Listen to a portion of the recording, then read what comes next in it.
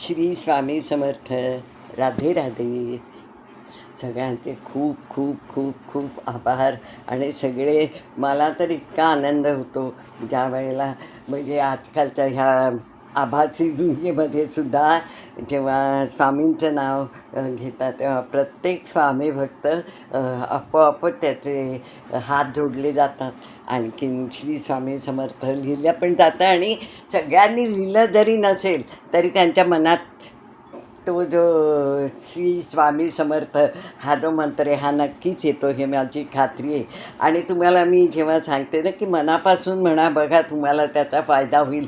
आणि काही अपेक्षा करू नका. म्हणजे सर्वसाधारण आपण म्हणजे मी तारक मंत्र म्हणते, मी अमका म्हणतो, मी तमकं म्हणतो, पण त्याच्या मागे काही उद्देश ठेवू नका. कारण स्वामी म्हणजे सगळं माहिती असतं त्यांना, प्रत्येक भक्ताच्या मागे उभे असतात. त्यामुळे त्यांना स्पेशली तुम्हाला अडवणी करायचीच गरज नाही. याचं मी तुम्हाला एक उदाहरण देऊन सांगते. आत्ता काल परवा घडलेलं आहे की एक म्हणजे मी थोडंसं म्हणजे ॲक्युप्रेशर पण सांगते, मी शिकलेली आहे, मला थोडंसं हस्तरेखा समजतं, थोडंसं भविष्य समजतं.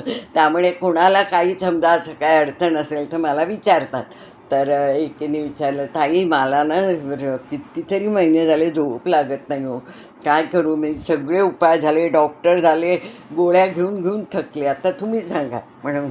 तर मी त्यांना मग मी जे सगळ्यांना देते तेच सांगते की तुम्ही तारक मंत्र म्हणा. आणि जेव्हा तुम्हाला जमेल जेव्हा की श्री स्वामी समर्थ हे तर काय पाठ करायला नको, ते तर आजचंच आपल्या तोंडी लगेच बसतं ते. आणि ते अतिशय सुमधुरसुद्धा आहे. तर मग मी त्यांना सांगितलं, आता झाले 15-20 दिवस झाले असतील त्यांना सांगून. काल त्यांचा मेसेज आला, ताई मला रोज आता शांत झोप लागायला लागली आहे, तुमचे आभार. म्हटलं माझे कसले आभार? स्वामींचे आभार.